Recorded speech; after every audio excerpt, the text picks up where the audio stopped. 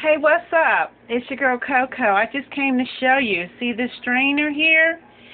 It's very, very good. When you want to make a nice hair conditioner, take 2 bananas, about a quarter cup of extra virgin olive oil, and a quarter cup of unsweetened organic coconut milk.